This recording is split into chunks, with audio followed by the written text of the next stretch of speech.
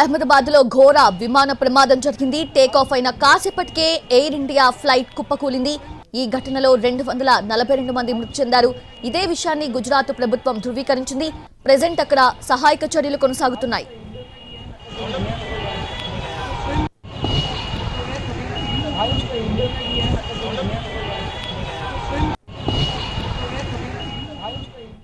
అయితే డిఎన్ఏ టెస్టులు చేశాక మృతదేహాలను అప్పగిస్తామని గుజరాత్ ఆరోగ్య శాఖ వెల్లడించింది. ఈ ప్రమాదంలో గుజరాత్ మాజీ సీఎం విజయ్ రూపానీ కూడా ఉన్నారు. ఘటనపై ప్రధాని మోదీ తీవ్ర దిగ్భ్రాంతి వ్యక్తం చేశారు. కేంద్ర హోంమంత్రి అమిత్ షా ప్రమాద స్థలికి వెళ్లారు. 100 మందికి పైగా ఎన్డీఆర్ఎఫ్ సిబ్బంది రెస్క్యూ ఆపరేషన్ చేపట్టారు.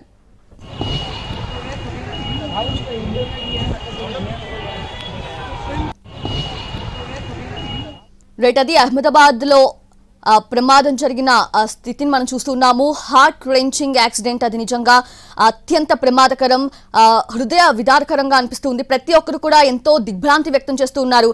సో అసలు ఏం జరిగింది, ఎటువంటి సిచ్యువేషన్ ఇప్పుడు అక్కడ నెలకొంది, ప్రతిదీ కూడా అనలైజ్ చేసేందుకు మా కలీగ్ చక్రి న్యూస్ రూమ్ నుంచి సిద్ధంగా ఉన్నారు.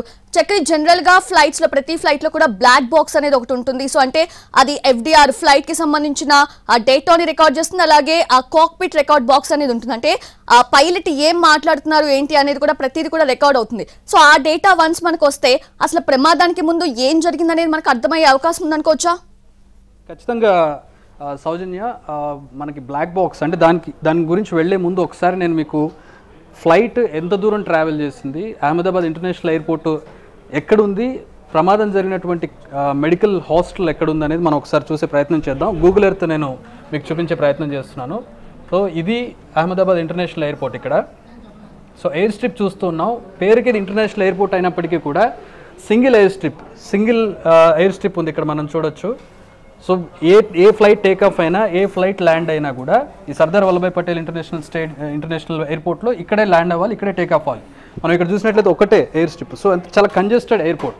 సో ఇక్కడ టేక్ ఆఫ్ అయింది దిస్ సైడ్, ఇక్కడ టేక్ ఆఫ్ అయింది. ఇక్కడ మనం చూస్తున్నాం కదా, ఇక్కడ హాస్పిటల్, సివిల్ హాస్పిటల్ అహ్మదాబాద్ అని కనపడుతుంది కదా, ఇది బీజే హాస్పిటల్ అహ్మదాబాదు. ఇక్కడ నుంచి మనకి మ్యాప్లో, గూగుల్ మ్యాప్లో చూస్తే కనుక 6 కిలోమీటర్లు చూపెడుతుంది by road. But by air మనం చూసినట్లయితే అంత దూరం కూడా ఉండదు. అరౌండ్ అప్రాక్సిమేట్లీ 1 నిమిషం లేదా 2 నిమిషాలు పడుతుంది తర్వాత ఈ ప్రాంతానికి చేరుకోవడానికి. ఇక్కడ మనం చూడొచ్చు. సో మనకి ఎన్టీవీ స్క్రీన్ మీద కనబడుతున్న విజువల్స్లో ఏదైతే బిల్డింగ్ పూర్తిగా డ్యామేజ్ అయిందో, పూర్తిగా దగ్ధమైందో, ఆ దగ్ధమైనటువంటి బిల్డింగ్ ఇదే.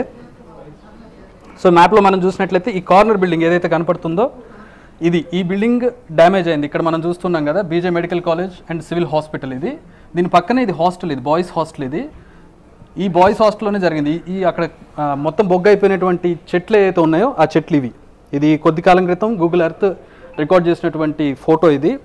సో ఈ ప్రాంతంలో కరెక్ట్గా జరిగింది. సో ఆ జరిగినటువంటి ప్రదేశంలో హాస్టల్ బిల్డింగ్ ఉంది.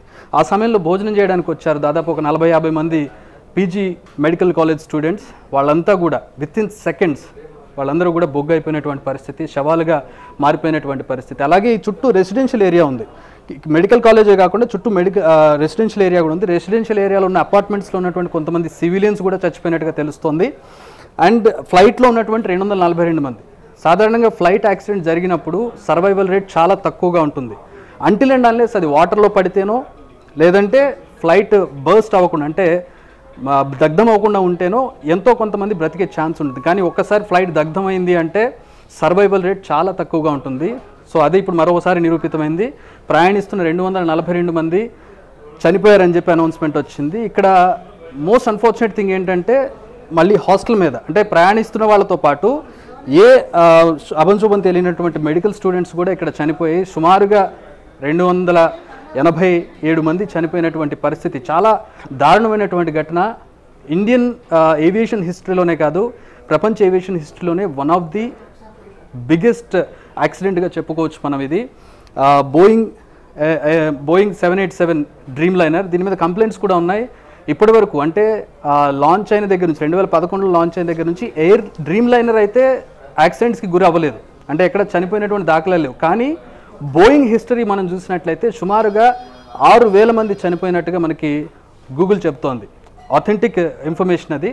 6,000 మంది చనిపోయినట్టుగా బోయింగ్ ఫ్లైట్స్ యాక్సిడెంట్స్కి గురై. ఈవెన్ బోయింగ్ డ్రీమ్ లైనర్ విషయానికి వచ్చినట్లయితే మనం డ్రీమ్ లైనర్ కూడా చాలా దాంట్లో లోపాలు ఉన్నట్టుగా మనకి అనేక కంప్లైంట్స్.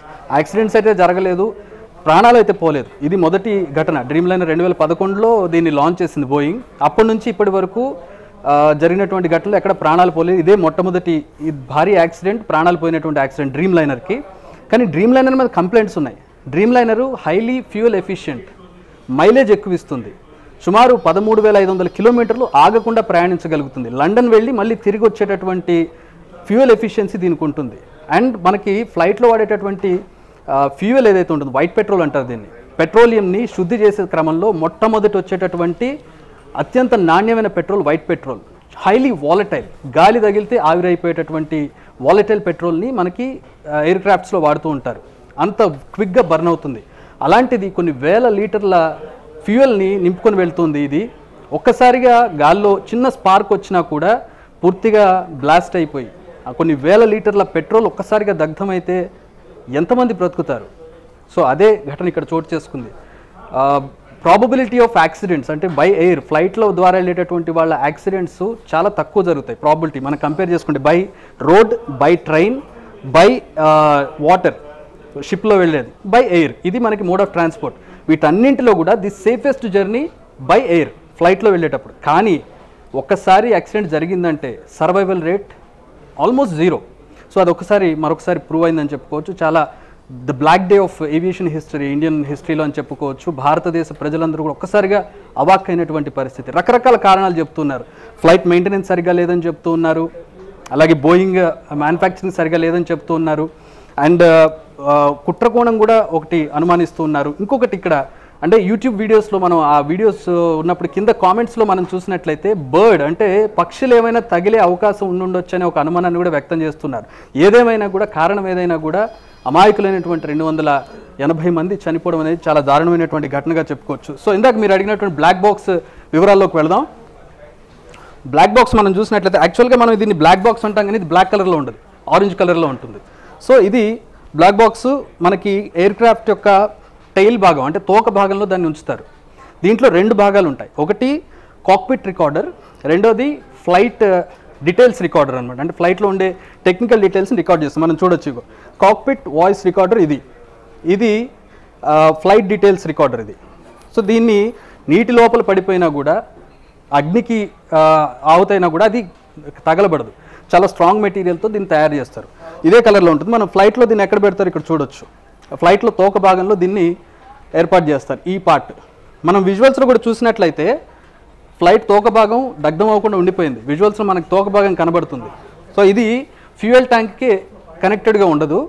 ఫ్లైట్ దగ్ధమైనా కూడా ఆ పార్ట్ తగలబడకుండా ఉంటుంది కాబట్టి, సేఫెస్ట్ పార్ట్ కాబట్టి అది బ్లాక్ బాక్స్ని ఈ పార్ట్లో పెడతారు.